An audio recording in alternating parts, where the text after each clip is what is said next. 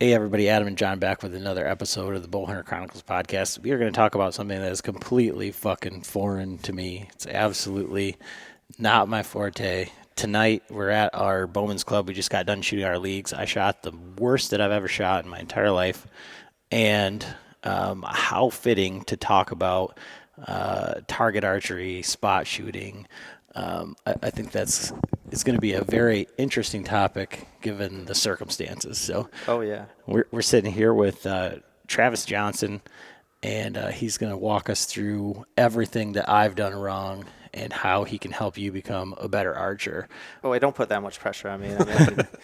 I know a little bit, but Well, not too much. the thing is that we're here like last week at the Bowmens Club, and you know, somebody said, "Hey, that looks like that guy from YouTube. You know, the guy from Instagram, the guy that won the truck." And I was like, "Oh yeah, Travis Johnson." And he just turns around and he's like, "Huh?" It's like, well, no shit. So Just happened to be here last week, giving some lessons to Caden. He is a local kid here in Muskegon, and he's doing quite well, and he's just trying to get it to that next level. And I was just trying to give him my input of trying to get them few more perfect shots out of them, and that's probably one of the toughest hurdles to do in that in target archery. I mean, going from what you're saying about having the worst round of your life and stuff like that, I feel like that's different than trying to squeeze that last little bit out of gaining those few extra points. Right. Because you got to get rid of the care factor when you're just trying to just learn archery and just enjoy doing it instead of just trying to shoot perfect or shoot your best rounds on league nights or whatever. I mean, you just got to have fun with it for something like that, for sure.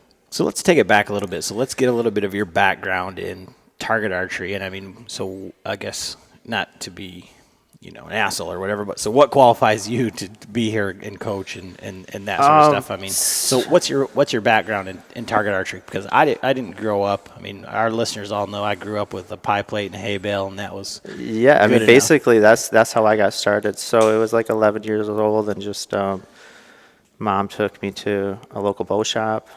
I don't even know what kind of, I mean, I know it was a Hoyt, but I don't know if it was like, what make or model, but it was a little Hoyt with little wheels on it. And started shooting that pie plate and straw bale, and, just shot that for a little bit, and it was fun. And just, and that was the start. I never really thought nothing about it. And ended up moving from the house that we were at with that straw bale and stuff like that and the bow. And so, I don't think the bow came with us, it just got lost in the move or whatever, and I grew and stuff. So kind of got out of archery and not really thinking about a whole lot. And then one day, one of my friends at school was like, "Hey dude, I got a bow." I was like, "Oh, cool." So we started shooting more and stuff like that. And we started doing JOAD. So JOAD is Junior Olympic Archery Development. So it's something that's nationwide, and the coaches have to be certified and stuff like that to teach this to kids or adults, I guess you could say. But more or less, it was all kids in the class that I was in, and so from there, just started doing. I think it was Saturdays to come in and do JOAD. It's kind of like here at the Bowmens Club, they do a Saturday kids league, and it's huge. I want to say there's like 40 kids maybe that show up for this Saturdays kids league, which is insane. Yeah, especially for this area. Yeah, which is really good though, because Right. there's definitely a need to get kids into doing something other than just Playing on their phones. yeah. I mean, we're all guilty of playing our phones, but yeah, the kids, they don't need to be on it, because Right. I didn't grow up on one. Yeah. And then did that JOAD thing, and it just kind of snowballed into there, and just started shooting all the time, like getting serious, to where this dude and I, we were just pushing each other, and he got really good. Like, he just would whoop on me all the time and stuff. So, it was cool. And, so we're like 14, 15-year-old now, starting to drive and stuff like that. So get out of it. Just did like bow hunting, just picked up a bow and shot it, just like the standard bow hunter does. You shoot a couple times before you go out, and not really driven in it. And so I was big enough to buy an adult bow by then, so I bought an adult bow, and had that bow for like 10 years. So that was a Matthews Z-Max, I believe it was. So I still have my Matthews Feather Max hanging dude, like those 3 bows, whatever, Feather, Z. Yep. Was there a Hyper? Dude, I can't remember. I remember the Feather Max and the Z Max came out the same. They come out, and I wanted the Z Max so bad because it had that little bit less brace height, right? right? And so it was a little bit faster, and I remember going up to Jay's Sporting Goods, and I'm like, I want this bow, and it was too short. I draw back. Yeah, because you're tall. And I'm like, and we did everything. We put it in the press, and we twisted up the cables. There's not a whole lot to do. I mean, with a single cam like that, you can't get too radical. Trying to gain that 1/4 inch. And he's like, I'm going to tell you right now. He's like, dude, try this Feather Max. He's like, it's the same limb, same cams. It's just the D-flex riser instead of the reflex. Mm-hmm. And I'm like, oh, okay. I shot awesome. So I was like, all right, I'll take it. But with your draw length, right, you're yeah. gaining all I think that one speed was or more. I think that was I'm pretty sure it's a 32-inch draw, that Feather Max, which is a tiny bow. But it's like, I looked up the cam number on it not too long ago, and I'm pretty sure it's a 32. That's crazy. That's so much draw. You're so tall.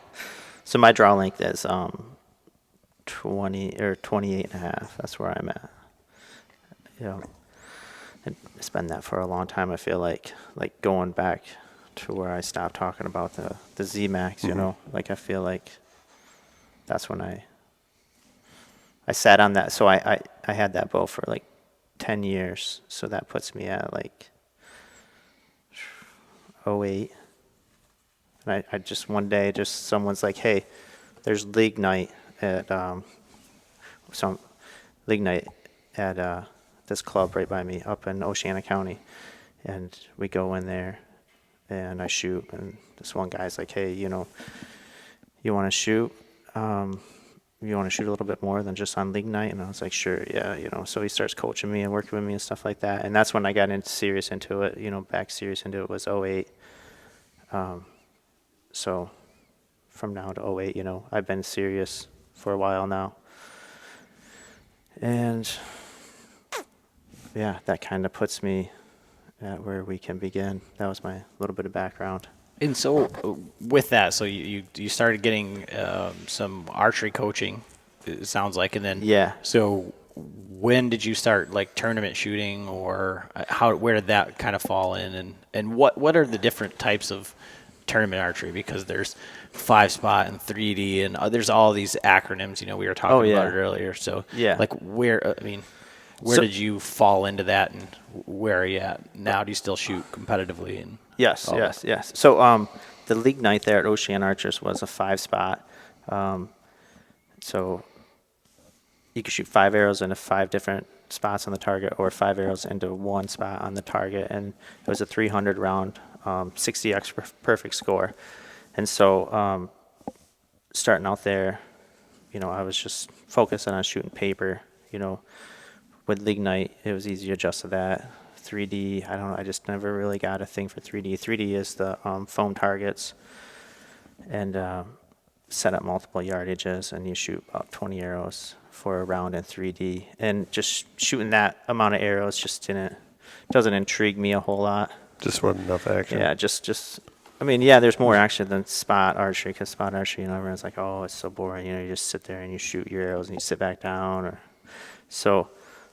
Just shooting 20 arrows for a tournament just didn't suit me, or just didn't draw me in, like shooting all these arrows, the 60 arrows, you're trying to be perfect. So just really started focusing in on trying to get that perfect aim, and just mentally, it's mostly mentally.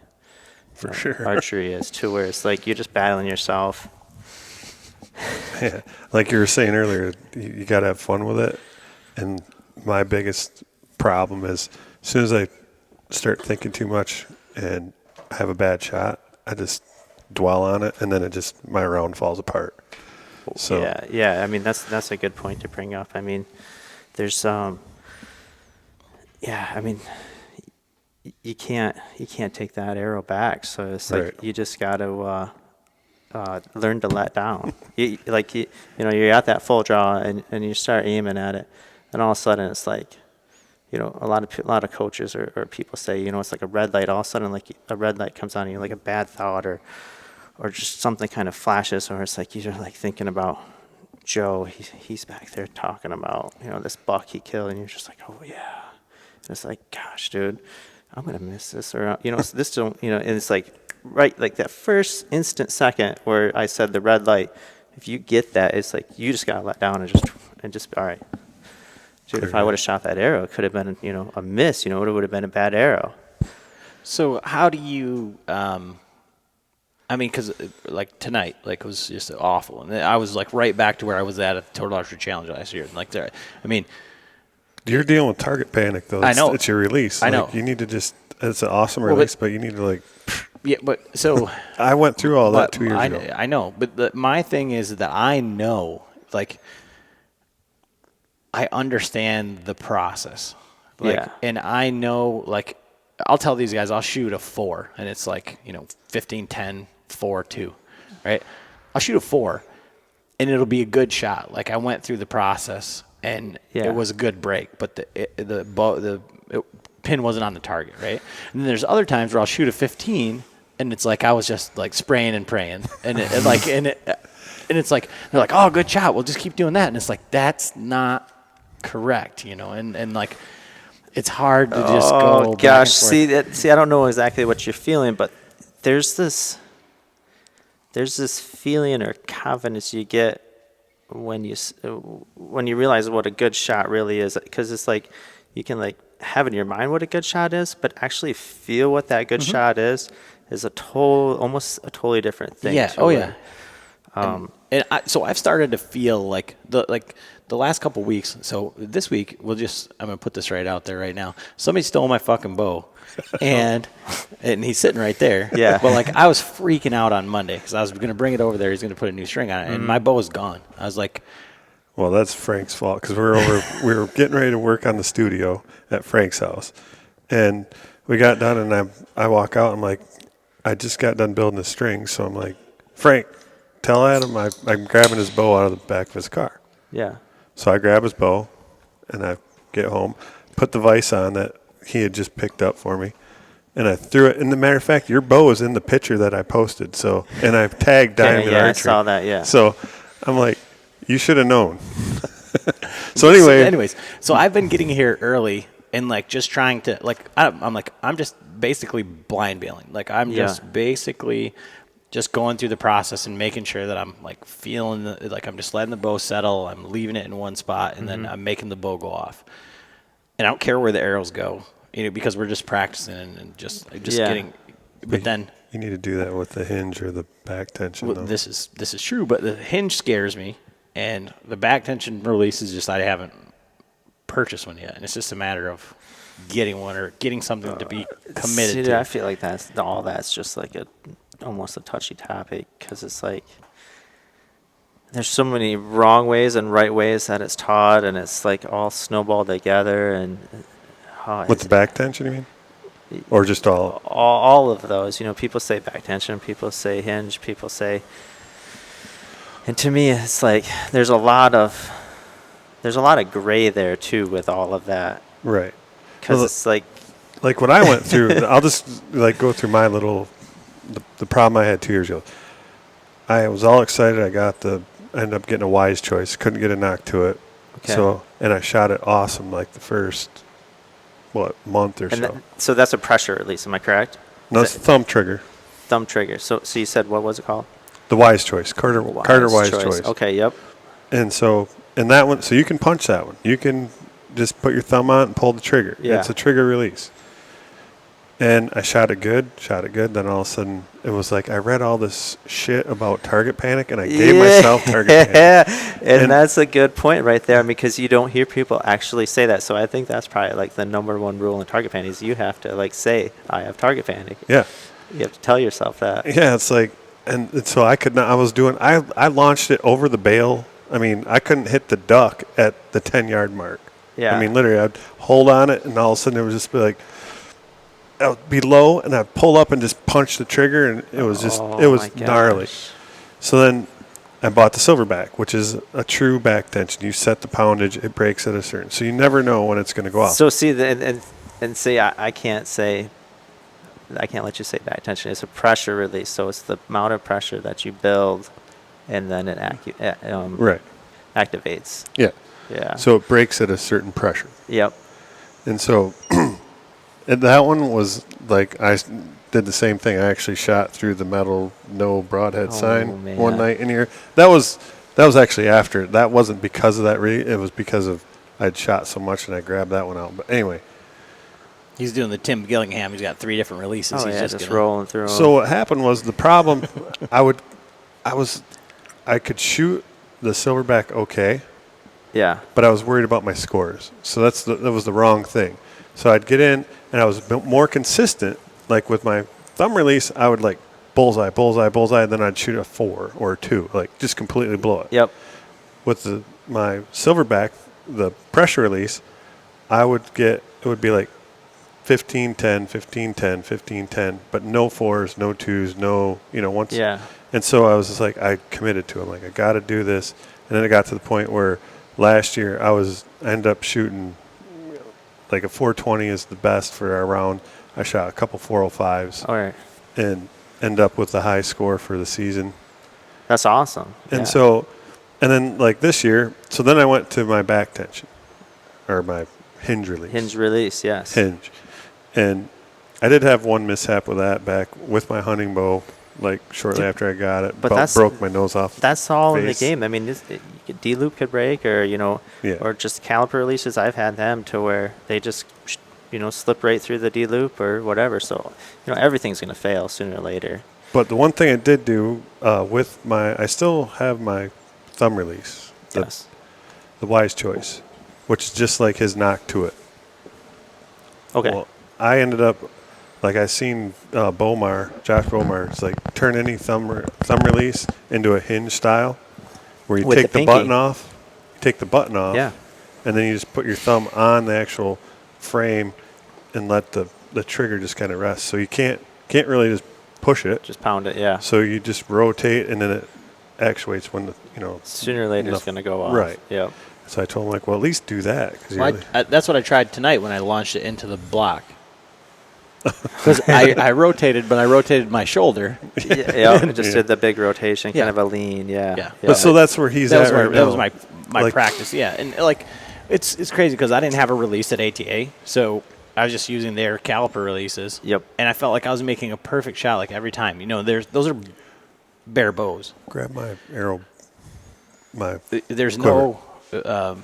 there's no peep. There's no sight. There's no sight. So I was just getting it on there, biscuit, and I had my finger on the trigger, and then I was just the pressure because I wasn't using like back tension so much. Yep. Is I was trying to just push the riser through the spot. So I just focused on a spot and try to push the riser through, and then it would just go off.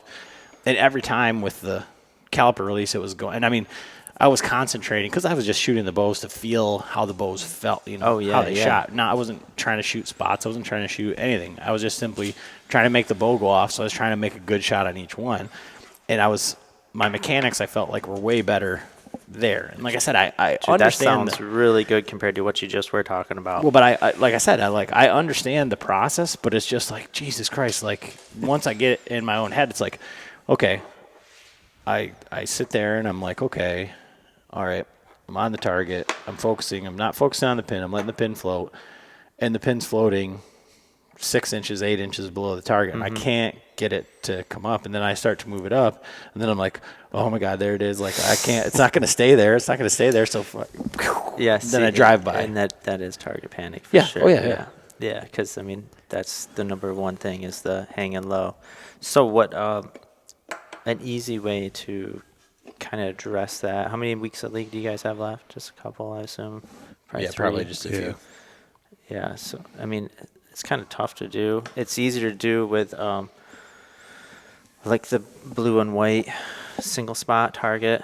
the NFA single spot target or like the Vegas face multicolored face single spot. If there's a league like that, I would suggest taking your pin out and just using your housing as your sight, to where you just find where that ring comes around and lands on that target, and you'd be looking at that whole outer ring of your scope on the target. And that way you wouldn't be doing that whole pin thing to where it's like, oh, there she is. I'm so close. Oh, I can't do it, That's such a terrible thing to hear or to deal with. Because I feel like every archer's had a light form of target panic or full-blown target panic. There's so many stories of professional archers that had to work through it, 2 years, 3 years. But they were at the top of the game, target panic, and now they're back at the top of their game. So, it's doable for you to work through it for sure. Yeah, like I say, it's weird because I feel like it only exists on Paper. targets, like on deer or whatever. And my father-in-law, Turkeys? Frank, turkeys is a whole different game, dude. You gotta just spray and pray with turkeys. I always gotta bust his balls. I cannot wait for this year's turkey season. I hope he misses Turkey 50 season with a fucking bow turkeys. is on a whole different level. Hey, I've already told the story. I was freaking Robin Hood, man. I've emptied my whole quiver at turkeys before. I've Yep, missed 3. shotgun and turkeys. I think it's meant to be. That's why you see like Hunt Public. That's how they tackle turkeys. I've missed 3, 2.5 on camera. I missed 2 on camera, like chip shot, like. It's but easy one to do. I missed, and the camera was on, but it was on a tree or something. Ernie. Yeah. He was being a biologist. But I feel like I don't necessarily have that, and I think it's weird because of the whole adage of like aim small, miss small. And we can go into that with like target archery and kind of what you're doing, but you're aiming for like a spot. And I know like the more that I shoot and when I aim for a hole that's already in the target, it's a lot easier to, I might miss by a half of an inch or something like that. Yeah. On a deer, I've never been able to do that, but I'm aiming for, it goes back to probably the hay bale pie plate thing. It's like if I put it behind the shoulder In this area. I guarantee it's going to go, Yeah. It doesn't matter if it's a fucking 4 or a 10 at that point because of the Kill zone. It's dead. the lungs are bigger Big. than, so Yep. I know where it needs to be to do that. And Or so the you get neck. in, well, Hey, I can't say no. I'm an I've shot a lot of opportunist. deer in the neck. I love shooting them in the neck. that's my shot. I shoot That's him right his between shot. the shoulder blades. Yeah. Thought he shot that big 10-point in the face. But It was a neck shot, though. yeah. Yeah. But I thought it was in the face. That was a tough story. But yeah, as far as like the target side of it, what do you see differently, like from that aspect, like target versus hunting? Because we had some questions from the Patreons, like about, like, okay, when you're in here until like now, in a sense, like have I just fucked myself because it's like now I have target panic on a target? Is this going to transfer over to hunting, or how do you use the See, practice the same? I feel like it's easy to use the practice the same, but you're talking like the target panic form of it, to where I've seen it too many times. People come into league, they're like, I'm coming in for more practice and to be a better archer, and to where I harvest an animal easier. For the animal will suffer less because I'm going to be practicing season. I'm going to know my equipment better and stuff like that.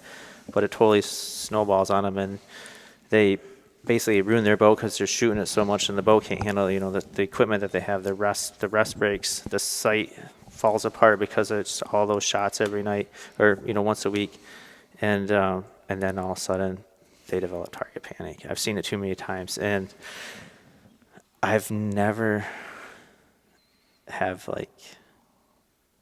personally have cured somebody with target panic. I feel like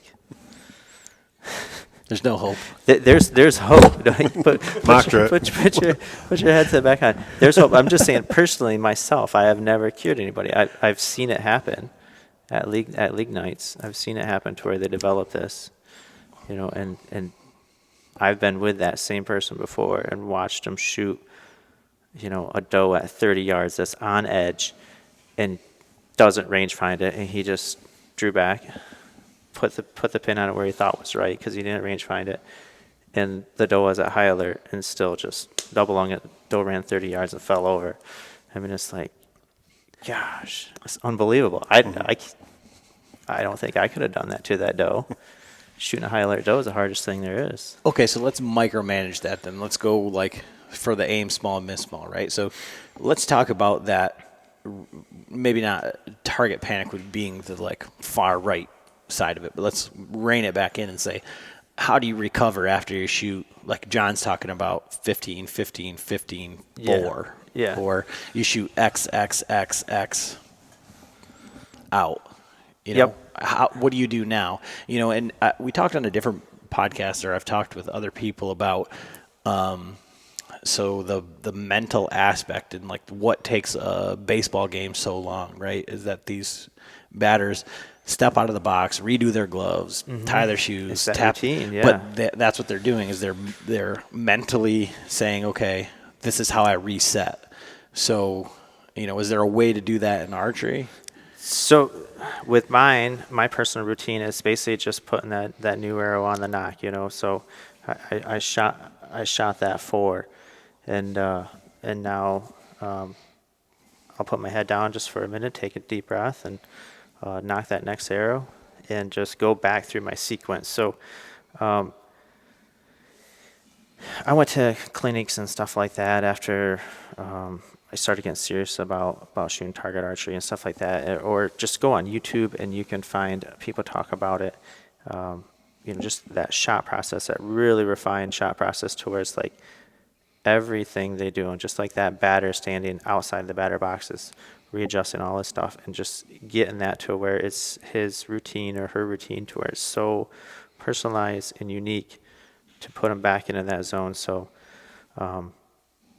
so mine just comes back to knocking that arrow and then resetting myself, you know, right down. I start at my feet and then just work my way up, you know, just my knees aren't locked, and just, you know, just legs are relaxed, and then just keep coming up, and that bow hand is on the bow and it's nice, relaxed. The release is hooked on. It's feeling good in my fingers. The tensions, I preset the tension a little bit to know everything's good. And then look at my target, realize what target I'm on, you know, to make sure, because that's something so easy for people to do, you know. They shoot the wrong target. It's probably been done here on this Animal League night once or twice, you know. Yeah, it's easy to do. So that's like one of those things too, where it's like it's part of that process. So I'll keep going through this process, but you can take this process right into the woods, you know, right into the field, to where it's like it won't take this long. You know, it's like picturing, you know, someone dunking a ball. You know, you watch on basketball on TV, someone's jumping up and they dunk a ball. You know, it's like to them it probably seems like it takes forever, you know, or it looks like it's forever, but really it's just quick. So going back to my shot routine, so I know what target I'm on, and then when I draw back, I anchor it, and so I shoot a click in my hinge release, so it clicks right when I hit my anchor. So then boom, I'm on my target, and then all of a sudden the aim starts. So this is a big thing right now in the internet world, social media world. People are talking about this process. You have to like tell yourself this process. And it's been around for a long time, you know, just talking yourself through the process. You know, all the batters do it. I'm sure all the pro bowlers do it. I'm not into bowling, but those guys, you know, that's on another level. You know, those guys are serious. You know, with any sport, with anything, you know, there's this process, and you have to talk yourself through it, coach through it. These guys that are racing cars, you know, they don't have, you know, the long tracks, they can't memorize the whole track. So they have someone sitting next to them telling them how to do it. So that's their thing, you know. So you have to tell yourself how to do this shot. So going back to my shot process. So I'm anchoring it and I'm aiming. So I'm telling myself, you know, aim. But I'm back here and I'm telling myself to pull.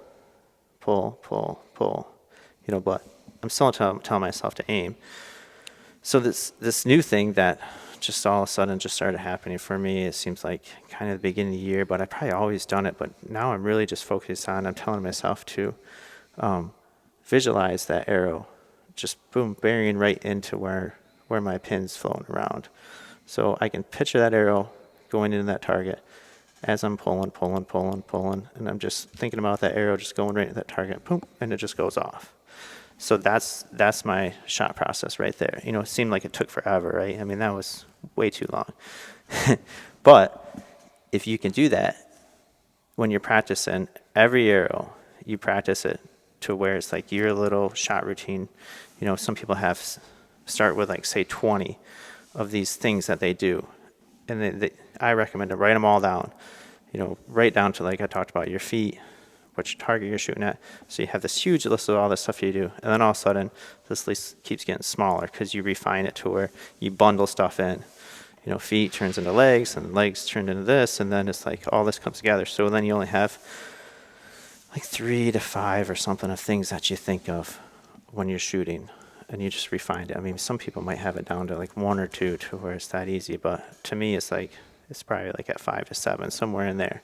But I have these things, and that's what I do. That's what gets me through each shot. That's what, you know, that's how I reset. So that's my reset, is the little clicks of. So when you get that red flag that you were talking about, so go back to now you're let down. Yep. And then just kind of go back. And I'll actually re-grab that knock. Boom, start over right there. Boom. Oh, all right. So then, because this happens sometimes. This probably happens to more people that are hunting than target shooting. Dude, that knock will come off. You know, you go to do this to go around the tree, and you have a chance of bumping, and you did this half clutch thing, and you're coming back. That's like a thing, man. It's like you could have bumped that knock. It's happened to so many hunters I know of. So It's happened to me a couple times. yeah, you got to just quick let down, click that thing back on, hook your release back on, and just reset yourself right through that whole process. I mean, it's. That makes sense. I mean, The process will eliminate so many errors. Practicing with a purpose, like these kids right here, you know, they were chucking arrows. And I mentioned to them, you know, go hang a fresh target. Practice with a purpose. You just can't just walk in the range and just chuck arrows, you know. And so, you know, you kind of touched on it a little bit going into like the hunting type scenario, but like I'll give you 2 examples of like things I've seen you do, like from videos on YouTube. So Yeah. there was I don't know where you guys were at, one of the Total Archery Challenges out west. Yes. And like you were like sitting down or something and drew, and then stood up and took a step, and then made the shot, and then it was like in Wyoming, like one of the last days or something, and you guys put this big stock on this deer, and you were below this ridge and drew and stepped up. Yes. And then they stood up, and then you shot them.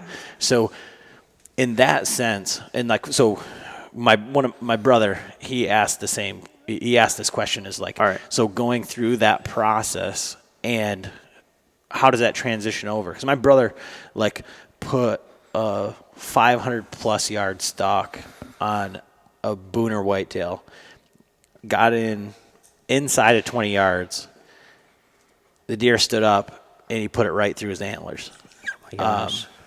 And so I think run in the family. You guys. and I think that's the basis of the question, right? Because like, again, I'm fairly certain that he knows the shot process. Yes. So he understands like what to do, and in that case, you know, there's probably a lot of different things because it was so much time and adrenaline and everything. And then, like, you know, I've said this before on the podcast, but my dad has always told us, like, once you decide you're going to kill something, stop looking at its head.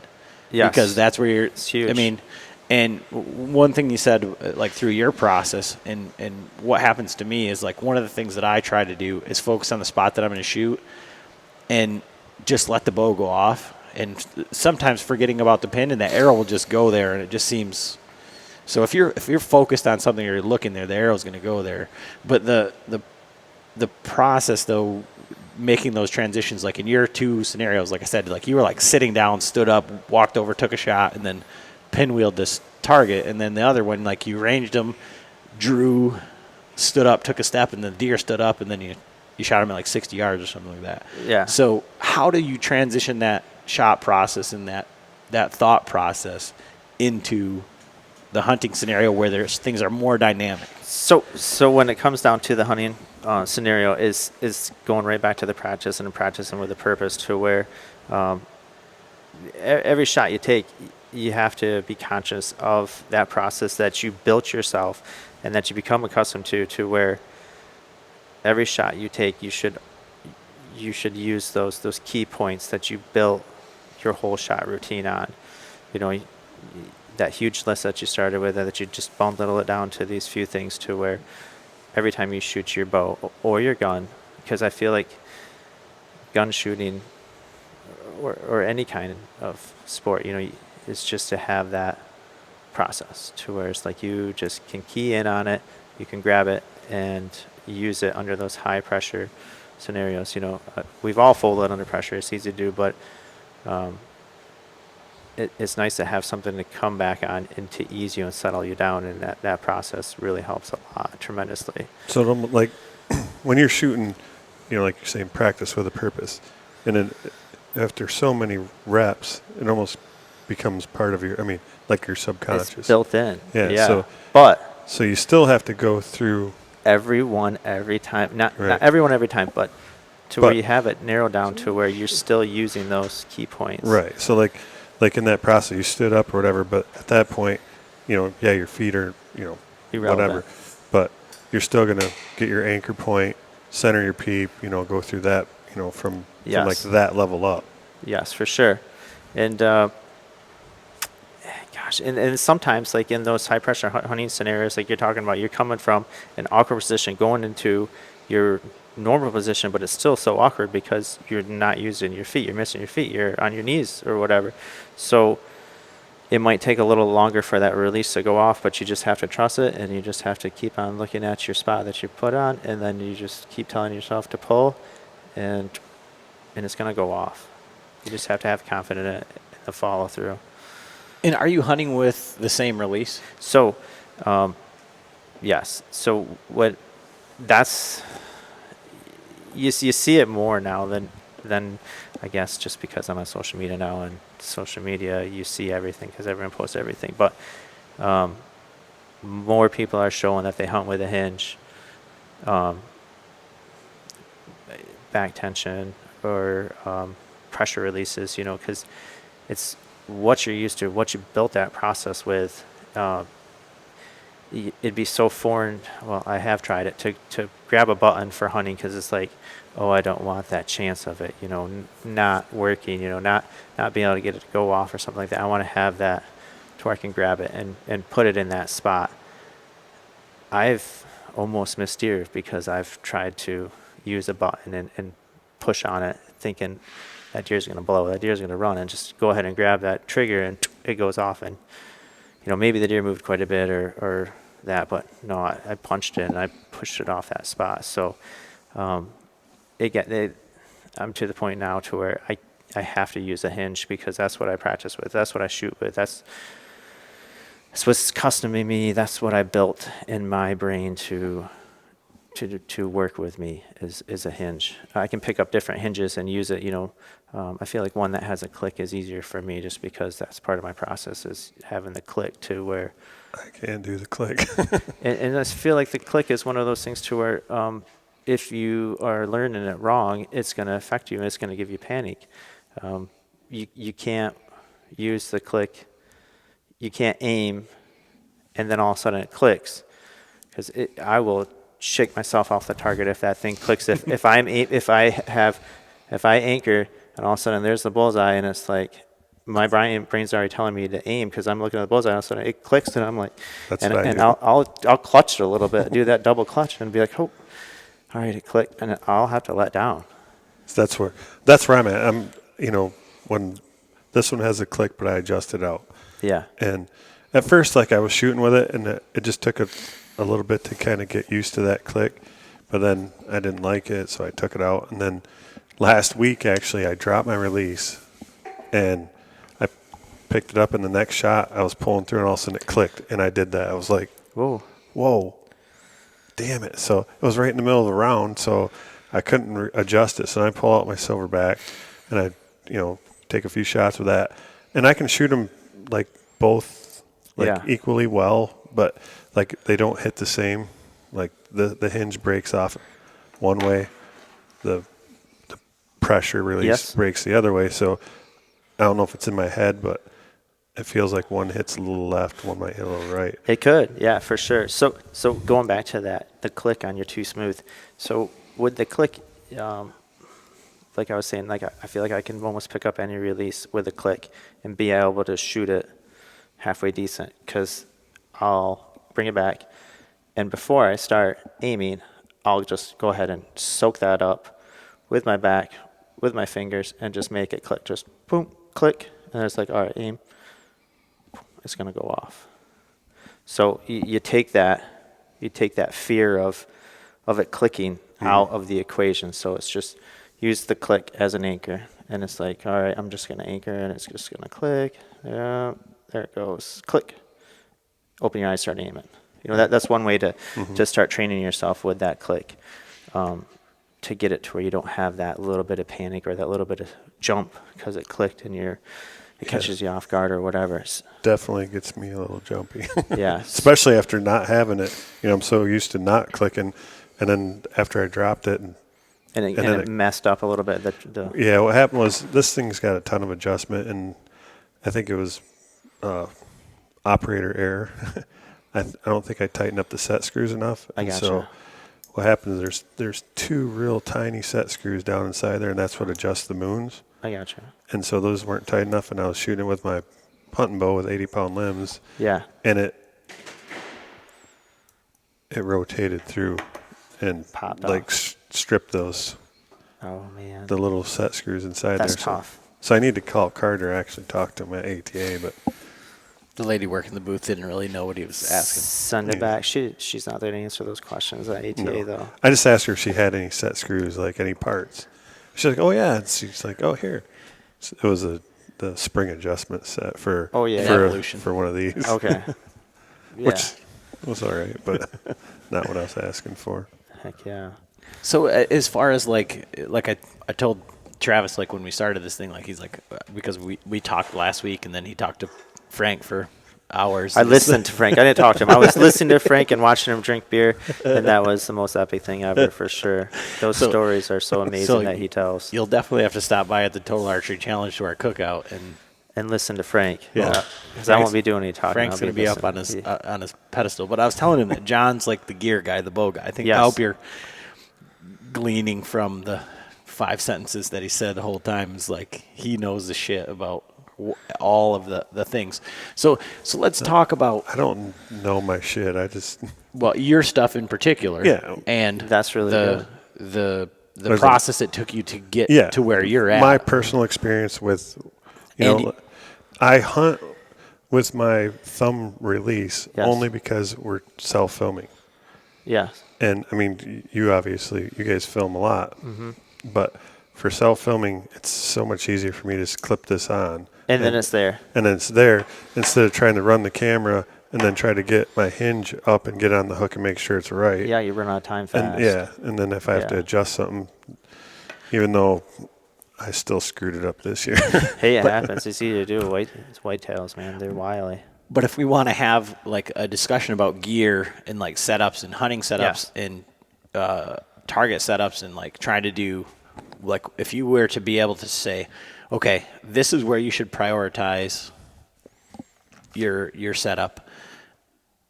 If you had unlimited funds, unlimited everything, would be the way to go. But if you were just going to run one rig, your hunting setup, this is what I would do for target or for whatever. Because you see, like, so there's some guys that are new to our league this year that you were talking to earlier that are running full target rigs on a hunting setup, And John's like, well, I could shoot my target bow too, and it would be easier. Well, I don't know, because I don't know what, like, these fucking long-ass stabilizers and stuff. Like, I got enough problems just with the little shit that I've got in my release and my head and all these things. Like, that would just be more variables in my mind. But, so...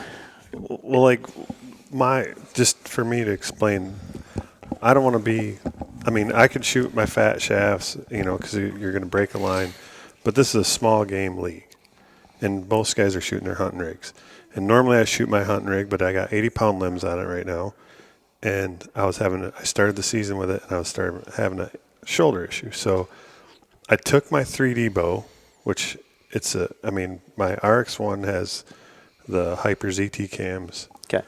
And I have a Pro Force, which has the same exact Hyper ZT cams, basically the same limbs, but they're 60 pound. Gotcha. So the only thing different on it is a split target riser, which really, I like my RX1 riser, the way it holds better. So I took my long stabilizer, my back bar, I got rid of the fat shafts, and I just have a regular Pro Click, hunting rest on it. Gotcha. The Smackdown Pro Click or whatever. Yeah. And I am shooting my single pin, Excel sight, but that's the sight that I had on my old hunting bow. Yeah, which I totally recommend. I mean, that's a great sight for hunting. So I'm shooting, and I went to just regular my old hunting arrows, which are just Carbon Express, the blue RZs or whatever. Gotcha. So your bow is 60 pounds, but it's got set at whatever let off to give you the same holding weight. Yes, and so I got the 80% mods, or this, 80% mods. I think I have two sets of mods, but I got the lower percentage let off, so I have the same holding weight as my hunting bow. Gotcha. Yeah. So, I could use the fat shafts, and like tonight, we shot against those guys, and they shot really well. But there were several scoring situations where if they had been shooting like the regular arrows, they would have been out. Oh yeah.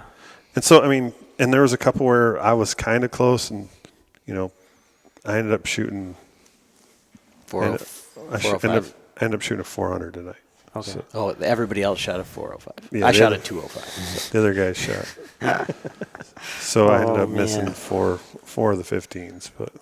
Yeah, I mean, which, they look pretty small to me. Yeah, 30 yards at. Yeah. Yeah, the damn bobcat. Get you every time. Actually, when you were talking about letting down, I was talking to Wyatt, and he was shooting in the lane next to us. He's the one that's leading right now for the points. Shooting a hunting bow, shooting a straight up hunting bow with micro arrows. Diameter arrows. Yep. And caliper release. Yeah. Anchors with his thumb right behind, right shoots on the back of his Cam neck. Haines. Yep. Cam Haines style, yeah. But the thing, I'm like, dude, have you ever shot spots? He's like, no, I never. I'm like, you need to. I'm like, because he's dead center every time. Every time, he just pounds the center, even at the 30-yard mark. That's awesome. But it's I like it because he's the competition. He pushes you. Yeah. Yeah. Especially with a hunting rig. That's I brought my hunting bow again tonight just because I want to shoot that, and I'm shooting my Eastern Axis arrows. Yep. But I need to just rebuild it with the 70-pound limbs and. Yeah, it's one thing to shoot your hunting bow, but I recommend definitely for league nights to shoot it at a comfortable draw weight that you can not blow your shoulder out, because that's a serious deal. Right. It's ruining yourself. Like we were talking earlier about. I've seen it towards, either target panic or just ruining your equipment, but ruining yourself physically is almost just as bad or worse. Yeah. Yeah. But Adam hears me. I'm freaking running my mouth about the guys with the fat shafts. Like I told him tonight, the one guy, he had shot and basically missed the target. He just cut the line on the back. Well, and so he took a second shot, and he was on the second shot. You get basically half the score. So and he hit the 10 ring. So that's what I see on there. You got 10 and 5. Yeah. So that's your second shot. So he would have had a 5, right? I'm like, we had to score. I'm like, your fat shaft is touching the line. So I'm like, if you would have been shooting one of these shafts, you would have got a 5. You would have for sure missed it. But I don't know. I give them shit. But those guys are also, tonight when we were talking, those guys are getting ready to go to nationals or to NFA and or nationals. And so they're using the rigs that they're, so they're just using that night as a stepping point, basically. Yep. So I can't blame them for that, for not wanting to shoot a hunting rig, but maybe they could shoot on 5-spot night or something. I don't know. I mean, yeah, practice what you're going to play, but I like to bust their balls about it. Those guys do shoot a lot of 3D too. Like they'll travel around and shoot 3D, the indoor 3D stuff. So, yeah. Which that was the reason why I bought the Hyper. Yeah. But I just haven't had time to actually. It's a nice bow. So speaking of using the one bow for dual purpose, so a couple years ago I did it with the Hoyt Double XL. I bought it for that reason, to shoot it for target, indoor 20-yard target, and then use it as a hunting bow as well. So I set it up like I would my target rig, with a blade, just a target blade, so they call it like a lizard tongue, to where it's stationary, it doesn't drop or anything like that. It's just a stationary lizard tongue. Put one of those on it, and then just adjustable sight, single pin, up pin, and I like shooting Bowhunter freestyle. That's the class that I like to shoot in, because you get to see, I don't know. It's just I shot pro class for like 8 years. It was fun and stuff like that. I enjoyed it, but to be pro, you have to commit almost like 95%, 100% would be the best. But if you want to do good in the pro class, you got to go almost all in, or all in would be better. But so I did that for a while. But so now I'm back to Bowhunter freestyle, or just Bowhunter classes. That's where I like to shoot. So I tried this Double XL, and it worked well. And I want to say maybe I did shoot a perfect score with it, but it wasn't consistent shooting perfect scores with this bow. I'm sure it could have been done, but just the forgiveness just wasn't quite there. I couldn't get it tweaked out. You must have had the 2018 model. Yeah, it was buckskin. Yeah, because I still have my Double XL. I think it's the 2017 model, but it only come with one number cam, like the number 3. And so it only went down to 31-inch draw. Yeah, I know what you're talking about. I had the next year. Yeah, so the next year is when they come out with like the multiple cams. Yep, where they to where you had the big cam, the 3 and the 2, and I had the 2. Yeah. Yeah. Because matter of fact, I was going to, before I bought this FX. Hyper. Oh, the FX, yes. Or the Hype or whatever it is. Yep. Pro Force. That's what it is, Pro Force. I don't have the FX. That's smaller. I knew that, but I wasn't going to correct these two The guys. Pro Force. There, yeah. So anyway, before I bought the Pro Force, I was going to build a Frankenstein Double XL. Because I think a couple people did that though. Because I love that bow. It's got an 8-inch brace height, so it's should be super forgiving. But I like to shoot it at the 31-inch draw length, and now I'm at the very bottom of the cam cycle. Yeah. So I lost my valley. And so it wants to jerk it on my hand. So I did fix it a little bit. I built some strings. That's one of the reasons why I got into building my own strings, because to get that feel that so you I could wanted. play with it. But what I was going to do then was I actually went up and talked to Mitch, and I was going to get 60-pound limbs, and I was going to order, I think it's the number 3 cam. I was going to order the number 2 cam, so it's one size smaller. But then I would have to really build Smash it. Yeah, I'd have to build a whole new set of cables and strings from scratch with my own, like twist them up, measure it to get it perfect. They call it short stringing, I believe. Yeah. So that's what I was originally going to do. And then this bow come up, and I was like, Going for it. Yeah. That's a good bow.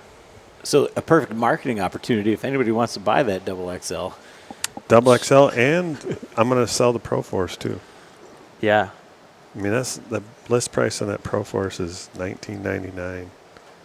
So I'll get rid of it for $1,200 if anyone wants it. There you go. Jump on that, guys. It's a good buy right there. Double XL. Double XL. I recommend Double XL. It's a good bow. The Double XL, that's got brand new strings and cables on it. Actually, it was shooting really good. I should just shoot that here on league night, but yeah. But that's up for sale too. Someone throw an offer out there and make a good deal. Back to that Bowhunter freestyle class or whatever. Yes. So if you're going to shoot your bow, and I'm assuming that's what you're doing, right? So you have one bow that you're shooting for everything. Yes. Is there where do you prioritize? And well, I'll let you go with that, and then we'll give my thoughts on it. So you're saying prioritize as So like, let's say either you want to be new to target archery because you want to get more reps in and you want to get more focused and you Yes. want to shoot and you want the camaraderie and all the fun stuff that goes along with it. But you're shooting a fucking 5-inch brace height obsession that's 9,000 feet per second. Yep. But it's With those skinny arrows. yeah, Light skinny arrows. Yeah, and so maybe you're saying, okay, well, maybe I know that this isn't the bow. I'm going to go for a whole new setup, but I wanted to build one setup, kind of like what you're talking about. And John's got 3 bows, and he can't figure out which one is the one because hunting and this and that. And, you guys are talking about these bows being good. So let's say you were going to start from scratch, and you said, this is where I should prioritize. Should it be brace height? Should it be speed? Should it be if you were going to build the perfect all-around setup? So somewhere in between that 32-inch axle to axle to 35-inch axle to axle is where I recommend to go for that all-around perfect bow to where you can transition easily from shooting spots to 3D. And why is that important? So you gain more forgiveness with that axle to axle, but as what you're seeing right now in the compound bows is the cams are getting so massive, so that adds in a lot of forgiveness as well. There's a few companies that are doing it really well with those monster cams on it, and to where those shorter bows that are below 33 inches, they're going all the way down into the 20s, and they're still holding really well, and they're still really forgiving. But and the angle still. The string angle still halfway decent. So yeah, that's another point to touch on with that axle to axle, that 33 to 35. It's the string angle's really good at that point to where it's laying against your nose and your corner of your mouth really good. Like Josh Bomar, I feel like he explains it really well with the little nose button, just as another anchoring point, and then right there at the corner of your mouth to where, everything just comes together and it gives you that reassurance that it's good. You're going to have a good shot because you're making more points of contact than just hooking your thumb behind your neck, and just calling that good, because there's a lot of variable there, but some guys can do it really well. Right. Because some guys can outshoot John like that. I talked about that. It well. He's like, well, when we were talking about the whole thing about him shooting spots, he's like, well, I don't shoot. I don't have the right, form. I'm like, right form. You're shooting You're dead dotting. center. I'm like, it don't matter. Some guys can do it. There's other guys that have to work at it, and then so they're the ones that have to go and perfect their form. But your form's good enough for you right now, where you're punching the center out every time. So it's just a matter of getting out there and doing it. I mean, some guys just have that natural ability. And obviously, it sounds like he does. He really should explore a little bit more than just shooting league night. Like I said, 2 years ago when I think I still had my Bowtech, or 3 years ago. Yeah, when you had that Bowtech. I was still, my Bowtech, I had the Bowtech Boss, which was a really good bow. It just, the draw cycle was terrible. Like, you could not let it down without shooting your hand through the bow. Yeah, and I feel like that's something that is going to be less likely to happen in that 33 to 35 inch brace or axle to axle bow. It's going to be a little bit easier to let down. Like the cam's probably not going to be as harsh. Yeah. I can't say that for all the bows, but the bows that I've shot, that was the get into a little bit easier. Cam. That Boss was actually is a big one. It's 30. I think it was 34 inches axle to axle, but it was just a real aggressive cam. And it was kind of before Bowtech went to that comfort setting. Well, it had the 3 settings, but even in the comfort setting, it was just they were going for speed. So, it just, like I said, and it had a lot of let off. So just the way the power stroke was, it just dumped it at the end. So it built up, dump, and then it's all right there. Yeah, and when you go to let down, it would be like there's nothing there. You go to let down, nothing. Like you're holding them, and all of a sudden, poof. Yeah, and so that brings up a good point. So going to that target hunting feel, to where you're bringing the best of both worlds together, to where you build that one bow for both of them. So with the double XL, I was able to adjust my draw length, just without the press, just moving the mod where I needed to move it into my proper draw length. And then you'd move the cable stop into the proper setting. So what I would do with that double XL and with this new Hoyt that I was shooting last year is just advance the draw stop to the shorter stop. So let's say I'm in C, that's my draw length is supposed to be set in C. And so I'd go to B, instead of going to C with my draw stop, I'd advance it to B, to the next shorter one. That way I am holding more weight. It shortens it up just a little bit. It takes that valley away. And then with the cable stops, you have that ability, or at least it feels like you do anyways, is you're able to squish into it a little bit. Mm-hmm. So you can have that draw length that you need.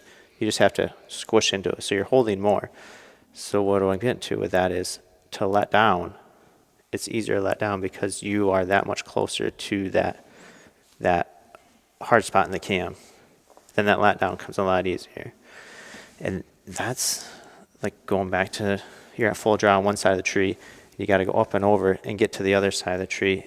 And that's where that comes in nice, to where you just can let right down, go over to the other side, draw right back, and go through your shot process and pinwheel that deer. Or going back to the point you said, on your knees or in a sitting position, rolling up to your knees, drawing back, and getting into that position. It just, little things like that will help an archer become a better hunter, better target archer. Okay, sure. So we're looking at axle to axle. We're looking at cam cycle. What are we looking at for? For a long time we've decided, guys were talking about speed for a long time, and then now they're talking about comfort. They're talking about a bunch of different things now. These big cams, and that was one of the things with the Matthews VXR, is like those cams are giant. It might be a 28 axle to axle bow, but it's 36 inches. When you measure the cams, yeah.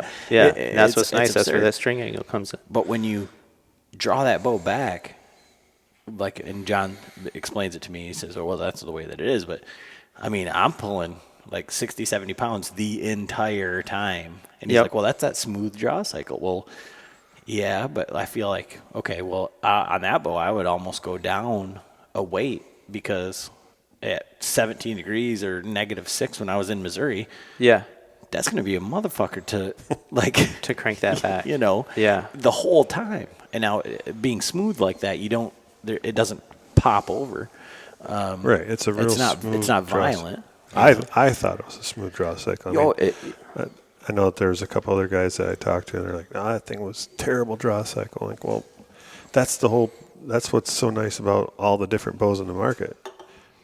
Don't worry about the freaking name unless you're getting sponsored by them. Paid. Yeah. But go out and shoot one and find the one that fits you the best. Everyone's fall in different. Love with that one. Yeah, so we're talking about draw cycle and axle to axle. So we kind of got that, and so holding weight. That's speed, and the brace heights. Yeah.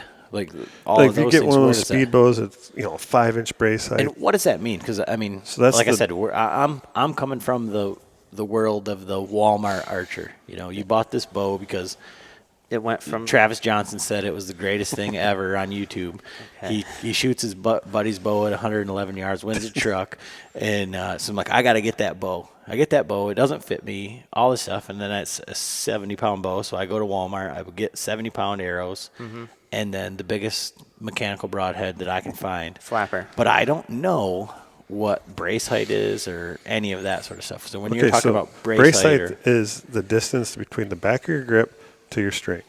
And so it happens like a 5-inch brace height. Now the arrow is on the string longer, so it's going to be a faster bow. That's how they get a fast bow. Problem with that is now the arrows, obviously the arrow's on the string longer. Now it's more susceptible to getting torqued because it's on it longer. The other thing too is with a shorter brace height in a hunting bow, now it's closer to your wrist, so it's less room. So you can get your clothing in the way and get or hit your wrist. The longer it is, like a 7-inch brace, like 6.5. That would be, you know, like I said, my double XL is an 8-inch brace size, Yeah. so it's super forgiving.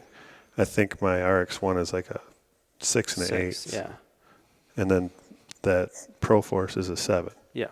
So like that Pro Force, if it didn't have the split riser, would be like a perfect hunting bow. There's a lot of people that have hunted with that bow. Yeah. Yeah. It's good. I plan on, if I still have it when turkey season comes up, I told Am, like, I'm going to shoot a turkey with it because I need 60 pounds to build my Magnus, you know, arrows for the bullhead. So your decapper arrow setup, okay.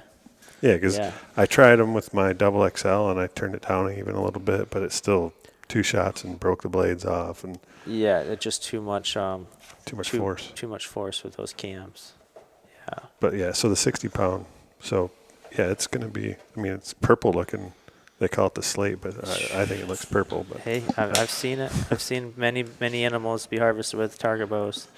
It's doable. Yeah. Yeah. So as we're looking at that, what are we looking at? Okay. So we got axle to axle, we got draw cycle. Yes. And now, where are you prioritizing it in your list of things? So if you're gonna 60 to 70 pounds is the ideal to transfer from target to hunting. It's just what you can handle. So like for indoor archery, so I also like Field and Hunter as well. That's shot in the summer. There, right here at Muskegon Bowman, there's a Field and Hunter course out here. They just redid it with all new bales. It was a few years ago now. So that's one of my favorite rounds, really. So Field and Hunter consists of 112 arrows. Yeah, 112 arrows. And you shoot 4 arrows per target and 28 targets for a game. I believe all my numbers are right there. 28 times 4, 112. Yeah, 112. So yeah, I'm good. There we go. That's the pharmacist in me. Pharmacist that's 4 is times a spot day on. times 4 weeks at Yep. 7 days a week. Okay, so that's a Field and Hunter round. So that's quite a few arrows, you know.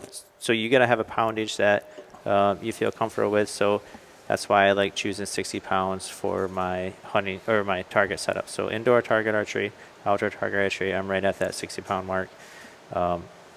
With that tweener bow, you know, it's not the extreme target bow that's longer, axle to axle, or the short hunting bow. You know, I like that 33 to 35 inch axle to axle bow.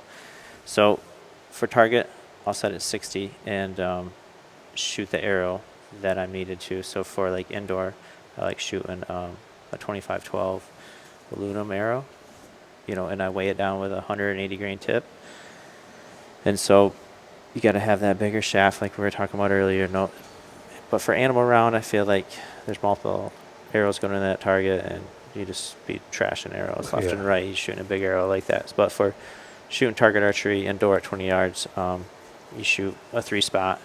So each arrow lands in its own target, or a 5-spot. Each arrow lands in its own target, and your arrows are safe. You're good. So that's my indoor setup. And then outdoor field archery setup would be a small carbon arrow. So small diameter, lighter tips, you know, 120 in the front, 100 in the front, you know, cut shorter. So indoor, you like leaving just your arrows a little bit longer so you can flip them with your finger if they do fall off the rest or whatever. In outdoor, just cut them shorter. And yeah, you want a little bit more speed, a little bit faster arrow. So that's my outdoor setup, is a smaller arrow. So let's go into that just real quick, because we talked about, like, and you'd mentioned like the different 5-spot, 3-spot. Mm-hmm. What is field archery? So it's not 3D. It's not So the foam targets. Yep. Right? Paper archery and Like distances. distances. So it goes from 20 feet all the way out to 80 yards, but they're fixing to change that because they feel like 80 yards is too far or something like that to draw everyone into shooting it. So that's kind of in the works. I think it passed, but I'm not 100% sure if it passed or not. So as of right now, last year field archery was from 20 feet all the way out to 80 yards, and arrows were shot at each distance. Yeah. Okay. Yeah, it's like I say, it's just curious to me because I know that setup is out there and we've shot it multiple times. Yeah, we've shot it, but we've never like went and done a whole round. We just like pick the ones pin you wanted to go. Yep. Oh, so you're supposed to shoot at each of those distances? Yes. So when you walk up to a target, there'll be a sign just like you're playing golf. You're at hole number 1, and it says, par 3. It shows a little picture of how it plays. And you choose your clubs wisely. Or in archery, you set your pin. So a par 3 would be a shorter target. So you're looking at, say, like a 20-yarder, and you look down, and it says, or sorry, you look at the marker on the bail that you're on, and it says 20 yards. So you look down and you find the block that you're supposed to shoot from, or the pin, and 20 yards. And you shoot all 4 arrows from that 20 yards. So you go to the next target and say it's the 80-yarder. So at the 80-yarder, it will say on the sign 80, 70, 60, and 50. So you shoot 1 arrow at each of those marks. Okay. Yeah. Yeah, because we just played it like golf because we were like, fuck it, we're shooting from the black tees. Mm-hmm. Like we shot the long from the one tips on everyone. all the way, bombing them. Yeah. No, but I mean, you guys got a taste of it, and really, I feel like field archery has helped me in hunting so much because it's so here at Muskegon Bowman, they do have the flint round, which is basically like field archery indoors, and that's that 5-spot target with the huge face in the middle and the smaller ones around it, and that's shot at, I believe, 10 yards out to 35 yards. Mm-hmm. Yeah, so that's just field archery brought inside, and which is an awesome round. And that's kind of like what we do with our small game round. We have 7, 10, 15, 20, 25, and 30. Mm-hmm. And so we shoot 1 arrow at each line, so and then we have the 7th line is the benches, and whoever is host that night gets to set the benches. Like tonight, they set them at like 9 yards, 8 yards. Oh, okay. No, they set them at 5 yards. Okay. Well, they were because that was the 7-yard mark, and they had it inside it. So, like, and then that really screws with a lot of people's head. Like, oh yeah, like they don't realize you got to have your pin. Like I was shooting at 38 yards. Yeah. Because your arrow hasn't had enough time to get into its arc. Yeah, that brings up a good point. I mean, it's good to practice those short distances, and that's what's nice about field or this animal round. It gets them people right out of that normal shooting 20 yards. You have to think about it a little bit. You move closer and shoot. Yeah, one night those guys put us at 3 yards, like barely. The arrow was barely out of the bow. Well, the dudes with the long stabilizers were like real close to the. Pop that thing off and shoot I it. was shooting 65 on my. I had to have my pin set at 65. To where you could pinwheel that little target. Yeah. And see, that's good practice. That's great practice right there, for sure. But yeah, so we shot the field, but what's nice here at the Bowmens Club, it's angle, you're shooting across the ditch, Yeah. And depending on the time of year, there's vegetation in the way, and the wind's blowing, and it gives you a good hunting mosquitoes are scenario. tearing your ass up. Yeah. There's a nice ditch running through there with all kinds of skeeters. But, And so so we've kind of established like the bow. I want to talk about, we've had a million questions, and I mean, it's kind of hard unless we wanted to have like a company on to talk about their product or this or that or whatever.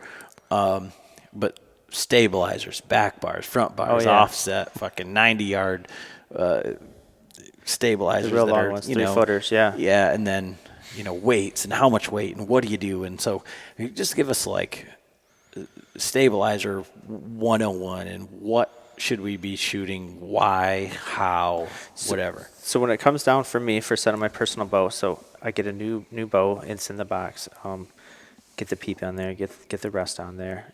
Just get all the little basic things, the main parts of the bow, set on there, your sight and stuff, and get it tuned. And I will not throw stabilizers on it yet.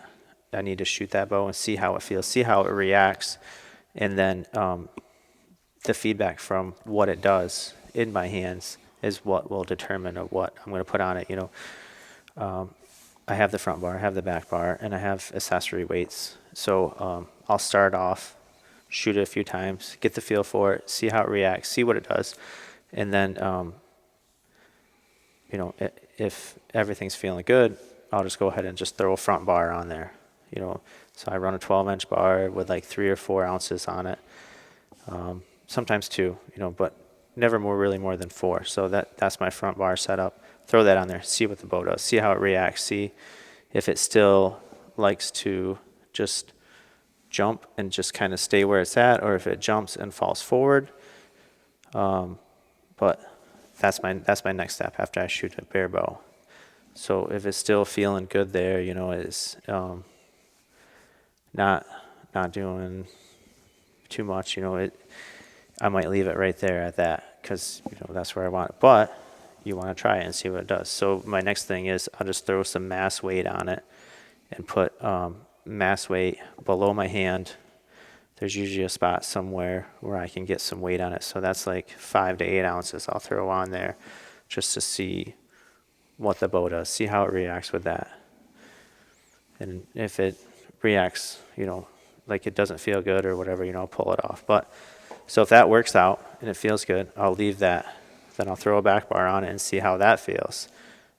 And, and that's my process. I just start with nothing and just work my way up. And sometimes bows will take it all. Sometimes bows won't take any of it. But it seems like 90% of the time, the bows I shoot like a bar. I like running that bar out front, just that 12-inch bar. But sometimes it takes more. And so why are these guys using 3-foot bars out front and then 24-inch bars on the back? I mean, John was running a 24-inch, his back bar on the front of his. That's only a 15-incher. It looks 24 though, right? He's a guy. He does, See, I feel like they could see someone else doing it, or it's Right. It's You see the guys like Mike Slosher or whatever. He's shooting a 30-inch 8 bar, pounds. and he's got like 8 pounds of weight. It's like Yeah. most guys would pick that bow up. They wouldn't even. They might be able to get one shot out of it, and then their arm's gonna fall off. You're not. Oh yeah. I'm like, this kid shoots probably 1,000 arrows a week. Mm-hmm. And his body's used to it. And I think we've talked about this before, but you got to kind of build up to it, like what you're saying. Yeah. You can't just go and like, oh, this guy's shooting, 18 ounces up front and 2 pounds on the back, and I got to have that. No. Yeah. You're gonna be sadly mistaken when you spend all that money and then put all that shit on your bow and you can't hold the damn thing up. Yeah. It's gonna screw your form up for one. You're gonna end up hitching and leaning back just to be able to hold all that weight. That is true. Yeah. But like with the Hoyts, you used to shoot Hoyts. Yep. And like some of those have an offset stabilizer. So your main stabilizer coming out the front was offset a little bit. So that kind of helped offset, like I don't even shoot a sidebar. I have a sidebar for my RX1. Got it. But I don't put it on there because it's offset enough where it kind of deletes the sight in your quiver. It helps that balance. It's nice that they did that to where you're saying it offset the accessories of Right. the bow for sure. But there's just little tweaks like that. I mean, Yeah. to help, like once you get into your draw cycle, you want that bow to just naturally come into level for you. That brings up a great point too. Is setting up that second and third access as well. Yeah. You guys were talking about shooting the hills and stuff like that out back here. And that's where it comes into where you have a pro shop, or if you know how to do it yourself, set up that first, second, and third access if your site has it. If people don't know what we're talking about, go on YouTube, or you just can search it and all that stuff will come up, because that's a whole nother topic. And Right. But on that, like, we can make videos or whatever about that, and I could just throw up a video and people would be like, well, he's got a podcast, he knows what the fuck he's talking about. All right. Brings up a good point. So you have to weed through that stuff, and to like with anything, say you're learning how to drywall. You can't just go by the first dude that says, yeah, I'm a drywaller and this is how you do it. You watch like 3 or 4 of those videos, you're like, all right, all these guys kind of did the same thing. Right. This one thing the same. So that's what I'm going to do. I'm going to do it this way. So you gotta feed through all that information and get a feel for it. So going back to that point of you're saying with the stabilizer to make sure that level or that bubble on your sight, and some people aren't shooting a bubble. Right. But I recommend for shooting any type of archery is to shoot a bubble. It might not be relevant in every form because you're shooting on flat surface here. And if it's off, it's off. It's not going to adjust it. You're not going to see it that much. But it's one of those things like going way back to the shot process we were talking about earlier, my shot process. So that's part of it, It's like that bubble needs to be level. I look at that. That's part of my process as well. And the stabilizing of your bow will help that to where he was talking about the offset of the stabilizer mount, offsets the accessories to where it makes it that much easier when you come into full draw to where that pin comes down, it settles, and that bubble is level. Funny story about that and knowing your equipment. And it's like we came in here to shoot the first week for trials or to set our average for handicap. Yeah. I have that handicap. I draw back. I'm going through my shot process. I'm going to level my bubble. The bubble's gone. I lost it this year hunting. Somewhere it's gone. Somewhere it's gone. So I was like, this had a bubble, right, John? Like this bow had a bubble at some point. But that's like when we were at the Total Archery Challenge. I'm like, first shot, and you're on like a steep side hill. Yep. And you're leaning into it. And if you're not looking at that bubble, you're going to blow the shot. Especially on those longer shots. That's where you really see it. And I told the guys, I'm like, dude, check your bubble because you're going to feel like you're level and you're going to look and you're like, holy crap, it's not even close. And that's what's really cool about this Total Archery Challenge and, what they're doing and the people that they're bringing to it is that people are actually seeing like, holy cow, my setup really sucks. Right. I need to start learning some more stuff about bows and bow mechanics, or at least have some do this stuff to where my equipment is better and ready for that woods. Right. Especially for the guys going out west. Yeah, or going Midwest. You guys are talking about Wisconsin hills. Just think, say you all of a sudden you're in this scenario to where you are on a hill shooting at a buck, and you don't bubble, you don't level, you don't bring that into your shot routine. So that is definitely one of those things that I miss in the shot routine, is to where that bubble plays a huge factor in target and hunting, and going to the field archery, which is a lot like Total Archery Challenges, to where it makes you think about that, or you have to think about that every time you shoot. You have to look at that bubble. Right. Because if you want to hit that perfect kill shot or that perfect target, that bubble is going to play in huge. Yeah, I think, I always, our listeners know that I'm a huge Dudley fan. Yeah, Dudley's a great teacher. I feel like he has such a good following. Right, and like all of his videos, he definitely has videos on leveling your, setting your axis on your sights and stuff like that. But he was big into field archery, and like his shot process and everything, like how to like hinge at the hips, like draw back, get set, then hinge over. Well, that all ties right back into your tree stand hunting too. Very much so. Like if you're sitting in a tree stand, now we're saddle hunters.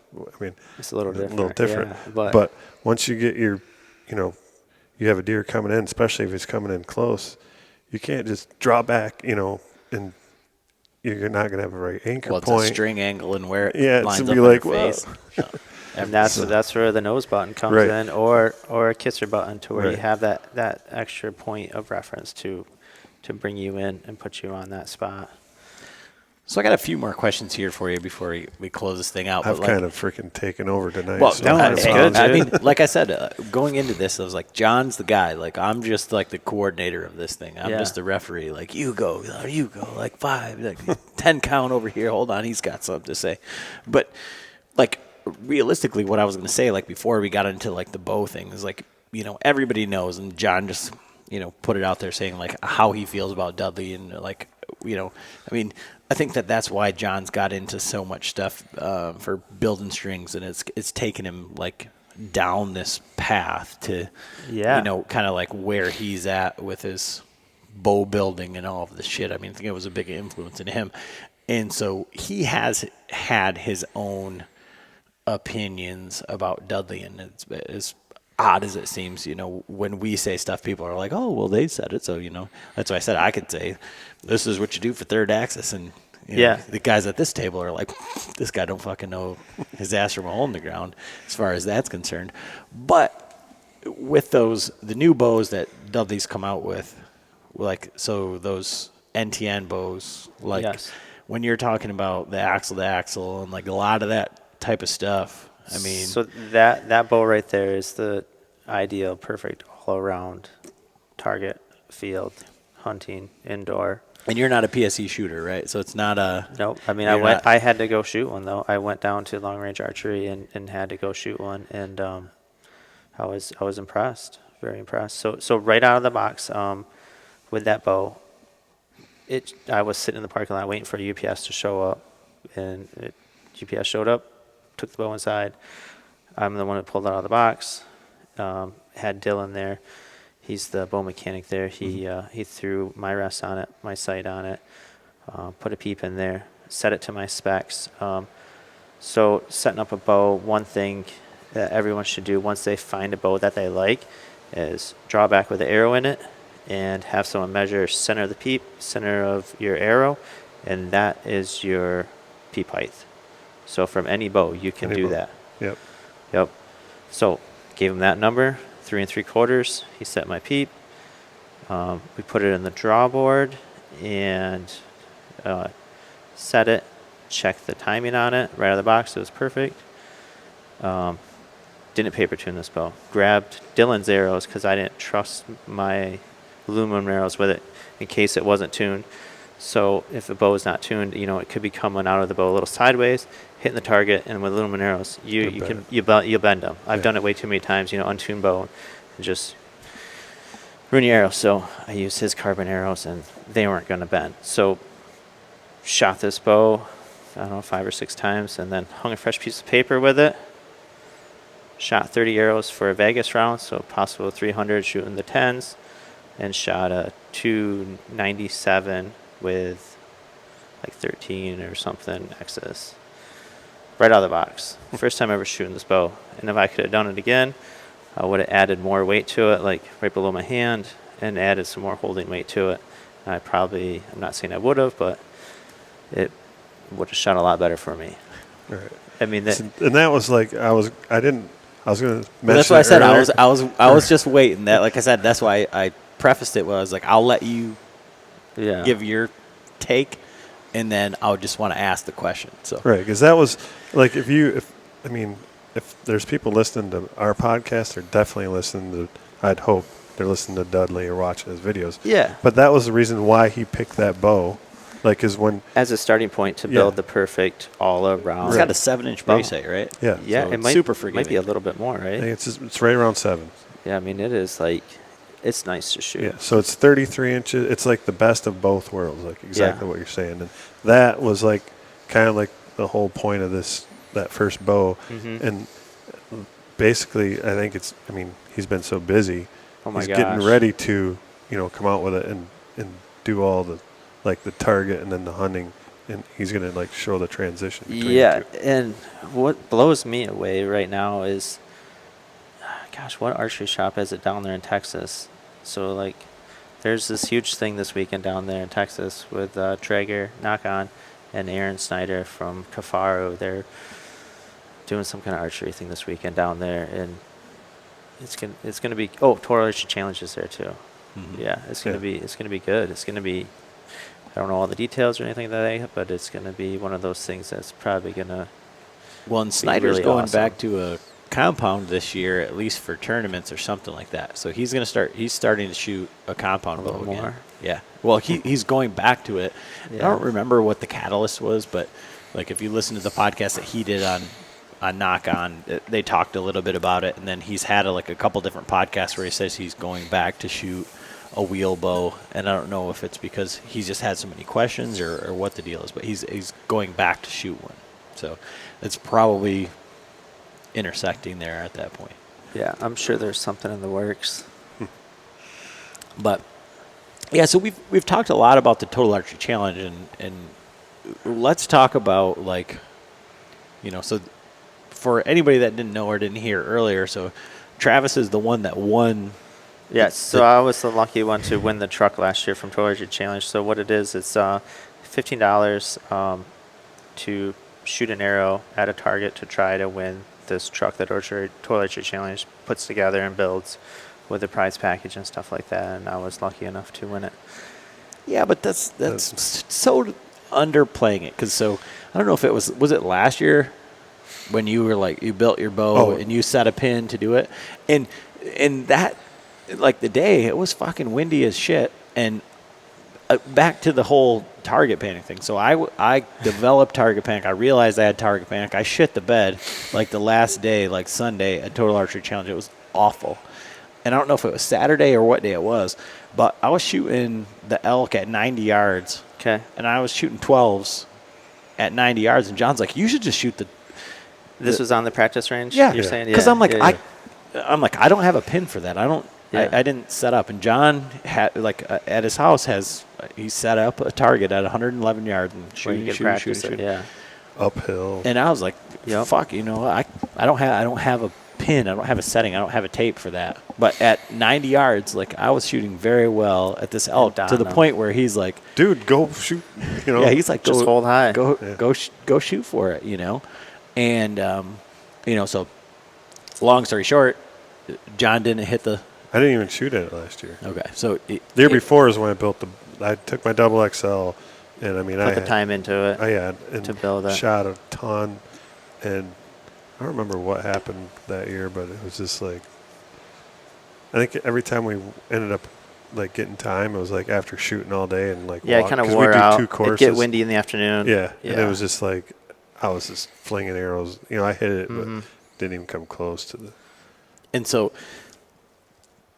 everything that went into that, in the shooting, the preparation, yada, yada, yada. And he says, yeah, I was the guy that was lucky enough to win it. And, right. Oh, blah, blah, blah, blah. And no, he grabs his fucking buddy's bow. He forgot. He's like, I forgot my bow. Like, no, I didn't forget my bow. So I had my double XL, and the 111 yards just wasn't, I couldn't get it. I was shooting 600 grain arrow out of a 70-pound, I think it went to like 73 pounds, double XL. And it just wouldn't, I couldn't have an aiming point with it. I'd use my bubble or whatever to get the 111, and it just wasn't enough to pinpoint it and be precise enough to hit that point. So I used someone else's bow, and had you shot that bow before? Like, had you practiced with that bow, or like, what's the story? Because like, it would be like me picking up John's bow and being like, yeah, just hold, a little high or like whatever. Yeah. Like, yeah, but you guys kind of shoot each other's bows. Yeah, I mean, I've been able to. He's just passed me his bow after he's shot something like an animal, and I've been able to use his bow and shoot an animal as well.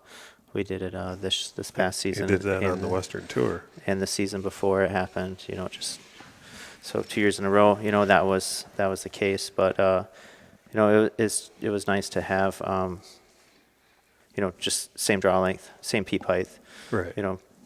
Same holding weight. Just everything was just basic. It was basically like shooting my bow. So it just worked. And so take us through that. The shot, the whole idea, the process, the whatever, and then you shoot it, and then. It just the wind died down. He shot a couple arrows. Wind died down. I was like, yeah, let me give it a go with your bow. So I paid $30, $15 per shot. Shot one, shot about 6 inches low, and so it just happened to be lucky enough to where it's a caribou target, and the sun was just right to where the antlers were forming a shadow right above that 12 ring, and someone said, just put your pin right on that shadow right there. You should hit it. Put the pin right on there. Went through the shot process. Shot broke. And you knew it when it broke, though, didn't you? It felt.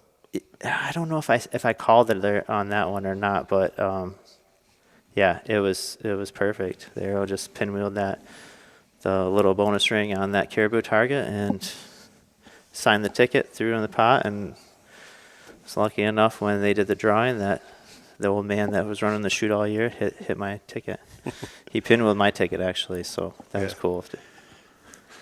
Well, that was like, I mean, my shot, like the year before that, or was it 2 years before? 2 years before that, I won. They had the Bronc box shoot. Yes. And so I ended up winning that on the last day. Oh, that's awesome. And yeah. like my brother and I, Adam shot on Saturday, then because you were up doing something else, you were in Traverse City. But so my brother and I were the last ones out of our group there. We shot around in the morning. And then he's like, I'm going to go win that box. I'm like, all right, well, and it was like, it was starting to rain and the weather was coming in.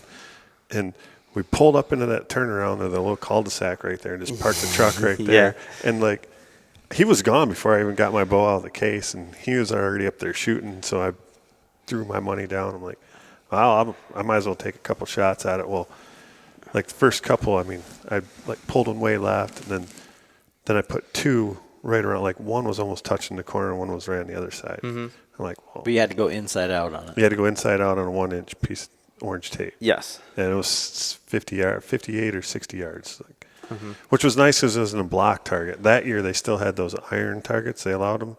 And, I mean, guys were doing that and just busting the hell out of their arrows. But this was just a block. Yeah. That was 3 years ago. Yeah, the second year they had it. Yeah.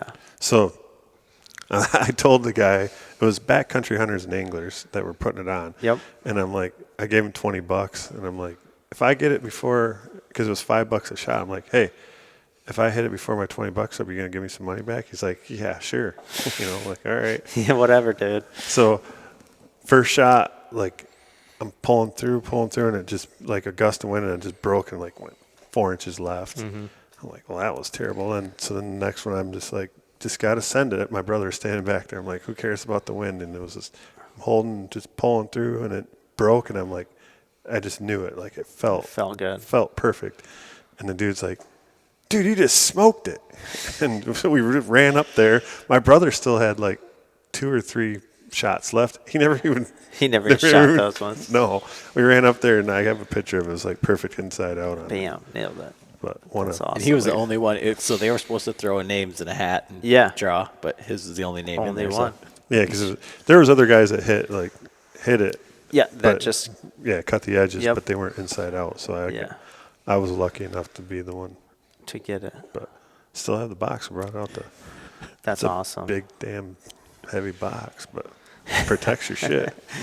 Yeah, killer. And so with the Total Archery Challenge, we've talked about that a lot here. You've shot multiple Total Archery Challenges, so I guess, what do you think about the one here in Michigan and then the ones across the country? We've got listeners like everywhere. Yeah. Like, so if they get an opportunity to go to one or they're close, like, what's your take on it from the pure like archery side, both target archery side and like the hunter side? Because one of our bitches about the whole thing is like a lot of those shots you would never take in real life, like for the most part.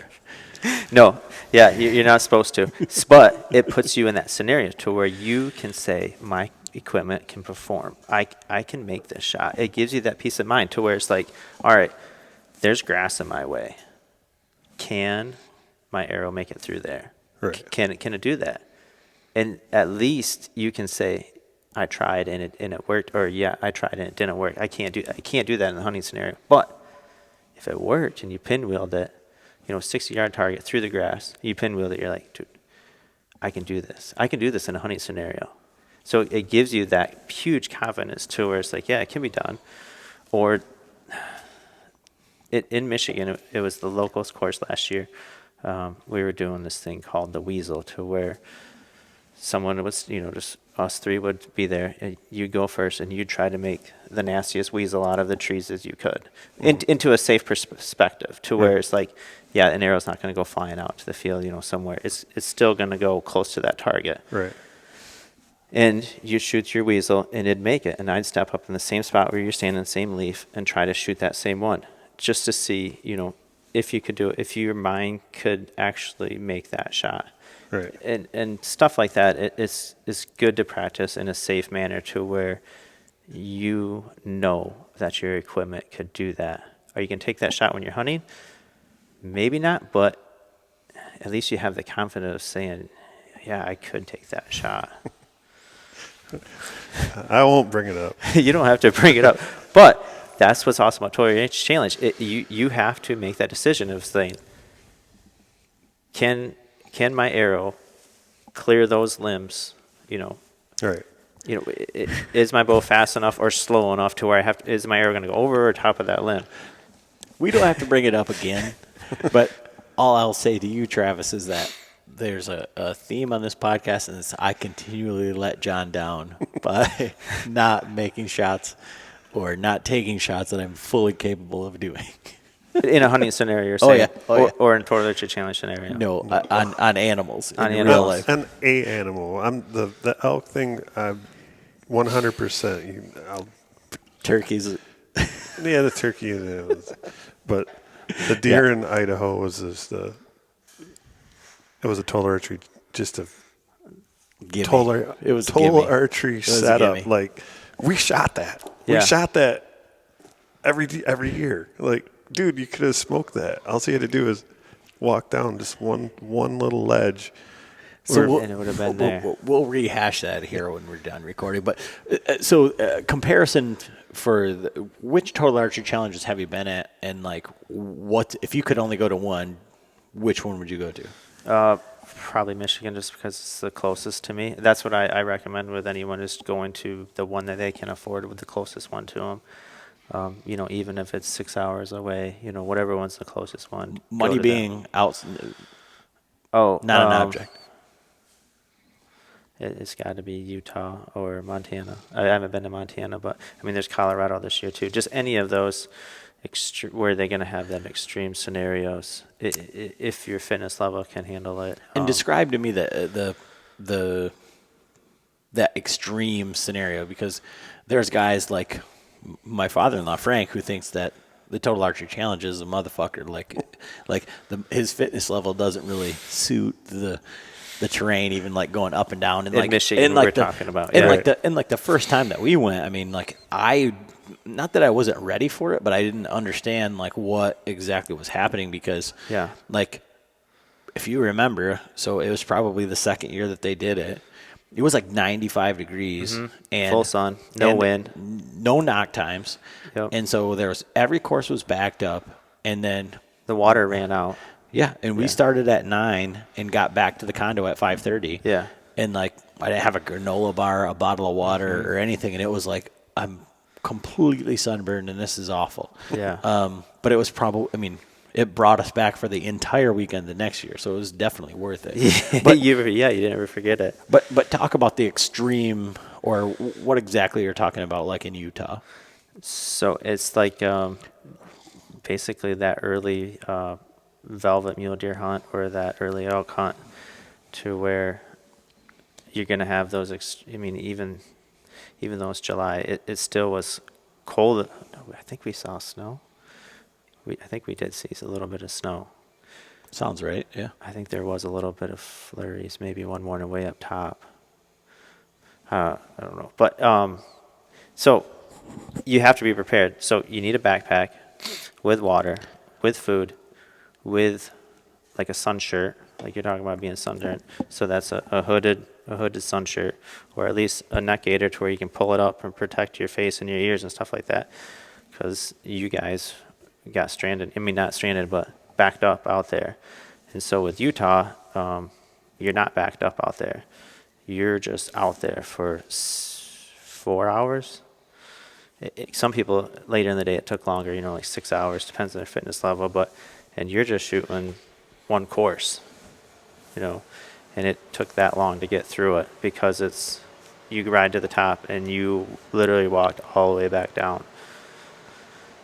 And so you experience the cold temperatures at the top in the morning, and then you get all the way down to the bottom and you're at 80 degrees. You're sweating balls. Sweating, full sun. Well, yeah, and think about like the big, so we think in Michigan, Boyne Mountain, oh, it's a mountain. It ain't no fucking mountain. Yeah. It's a foothill. Like when you go out west, Colorado, Utah, like wherever, where you're talking about these big ski resorts, that's an hour of skiing straight down. Right. Imagine shooting your way down that versus 5 to 10 minutes at Boyne. Yeah. So I don't know exactly the amount of time it took to ride the the cable car to the top.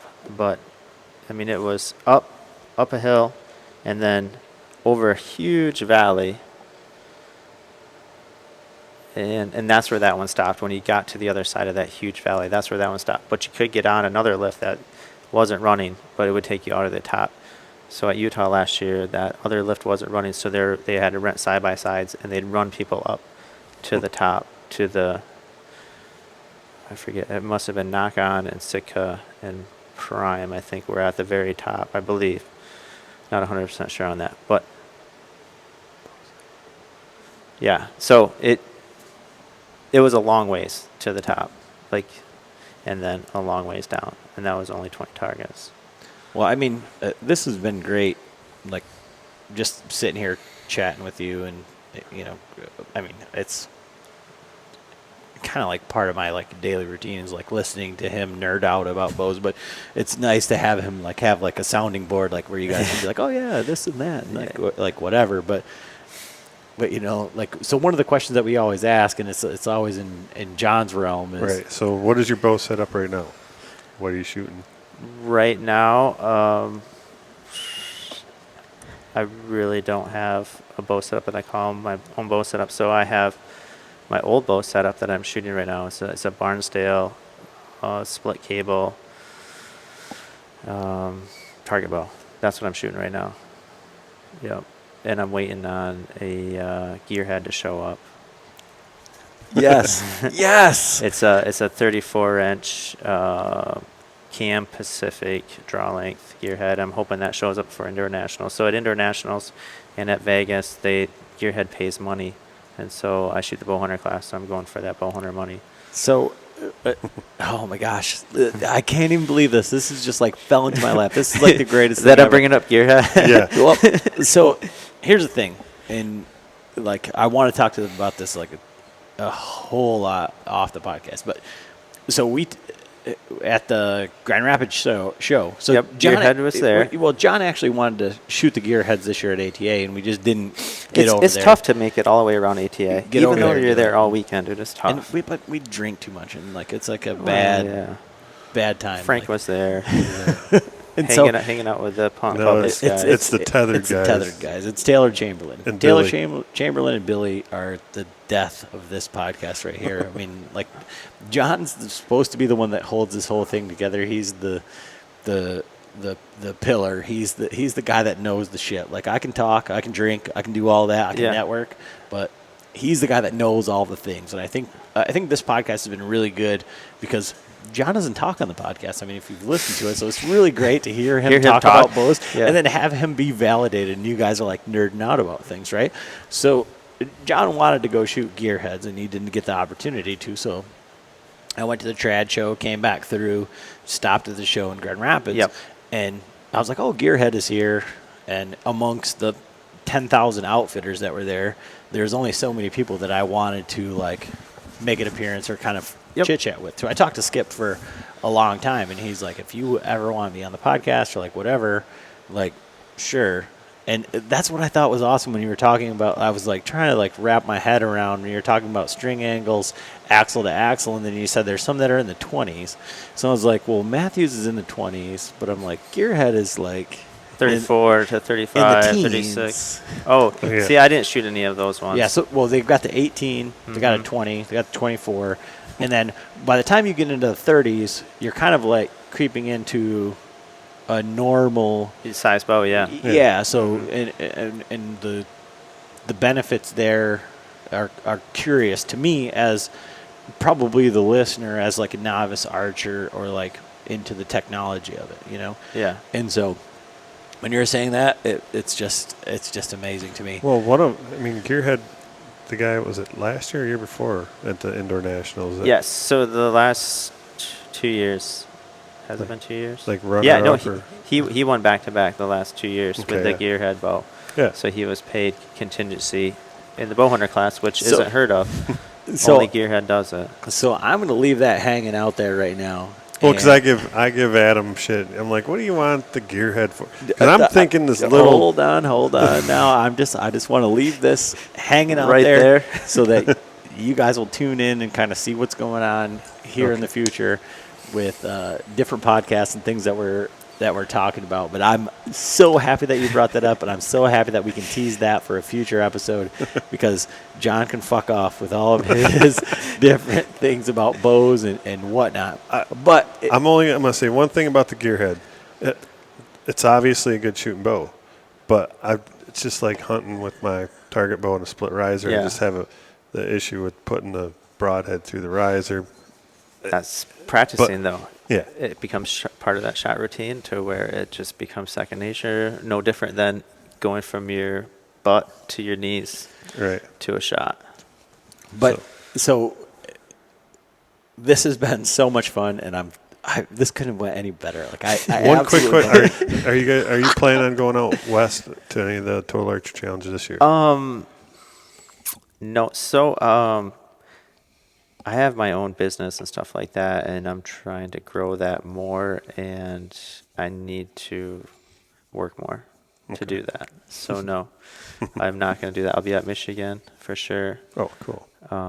So you should be at the cookout with us on Friday. With Frank. I'm going to bring Frank some selects and listen to him for sure. Stay with the selects. Don't bring them any IPAs. Yeah, No IPAs, none of that wild stuff. Just some Budweiser selects.